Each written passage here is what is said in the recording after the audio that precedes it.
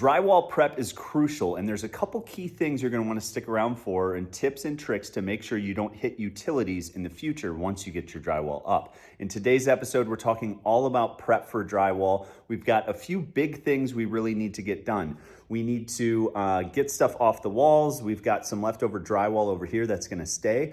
But the big things we need to get done are get this hose reel in combination, hose reel and electric off the wall. And then over here on this side to prep, we need to get these speakers off the wall as well. And then obviously get all this junk away from the wall so the drywallers can get to it. So let's get to it.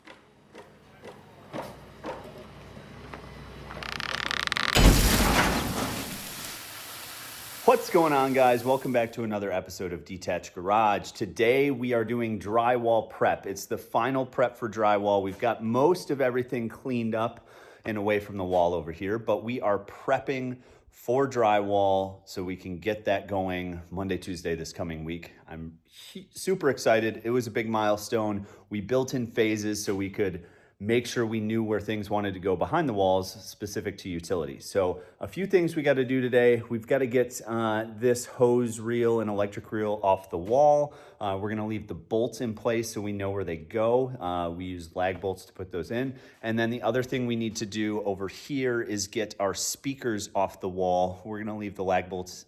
We don't necessarily need to leave the lag bolts in for those because they just go in the double top plate. So if we just measure down, we know where we're at on that. We know we will hit wood. And then let's flip the camera around and get to some tips and tricks you're gonna wanna do before you start drywall. All right, guys, so pictures are key. Pictures, video, what you're gonna wanna do is walk through your garage, and even if you need to, take a tape measure out and see where all the outlets are. See where all any hose reels, hose bibs, any utilities are behind the drywall. There's also some 3D scanning apps that you can use to help with this. And then this is another great idea even before you put insulation up, to know exactly where your wires are run so that you can go back and have a reference in the future if you ever need to put an appliance up or try to run some wire or whatever it may be. Know where your utilities are so you won't get into trouble. So what I am going to do is we're going to get this scissor lift going. I'm going to figure out what tools I need to get these lag bolts out of the wall and take this down. And then, we're going to go through, we're going to take pictures. We're going to measure where all the outlets are, because so many times drywallers come through, they'll pull all the outlet covers off, and then they will put up the drywall and they might forget to cut out a square or something like that for where the outlets are. So you want to make sure none of your outlets are hidden or anything like that. So we're going to walk through, we're going to take pictures of both these two walls as well as this wall over here and this wall over here. All right, guys, so I am just going to loosen these. I'm going to back these out kind of like this. Since the slots come down on here. Then I'm going to take these out up top. We'll take these all the way out, and then we can still make sure we're resting on these bolts down here. We'll take these out, we'll lift it up, we'll put it down, and then these bolts will stay. These are the ones that I will back all the way out, and then make sure that the drywallers go around these.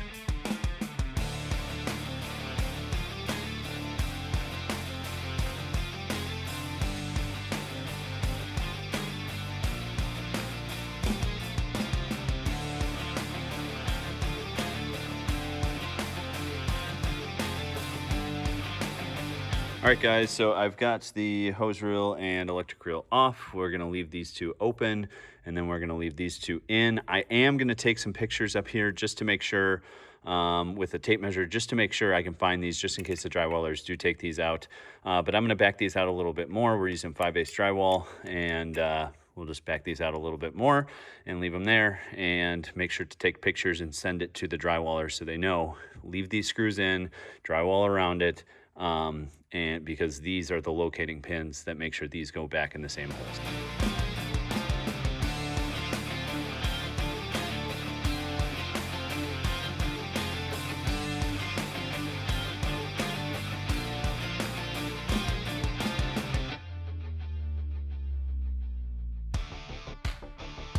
All right, so let's take these speakers off here. Basically, there's two knobs on the side. You unscrew both of those. Those are pins that go into the actual speaker. You pull those out, and then you can flex the mount to get that off. And then there are lag bolts in the back of the mount that will take off after we remove the speaker.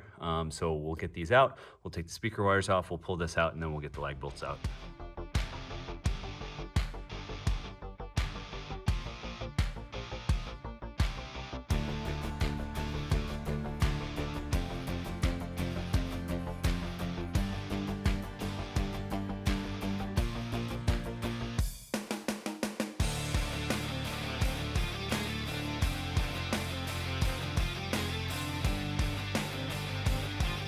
All right, guys, so the speaker fits right in here. So you just flex these a little bit to pull the speaker straight out, and then you get the lag bolts off, then we're good to go. All right, guys, so we have the speakers off the walls here, and we've got the hose reel off of the blocking over here. So we are pretty much ready for drywall. And so that'll happen Monday, Tuesday this week. So we will get some time lapse of that. Nothing really big there, but once we get drywall, then we can get the floor, then we can get the hose bib, then we can get the cabinets, and so on, and the process continues. So thank you so much for watching Detached Garage. If you have any questions about drywall prep, remember, take pictures, take a video walkthrough, save it for the future. You never know, 10, 20 years down the road, you might want to run something and want to know where your utilities run through the wall. So anyways, I hope you're having a great day. Thank you so much for watching, and I hope to catch you on the next episode.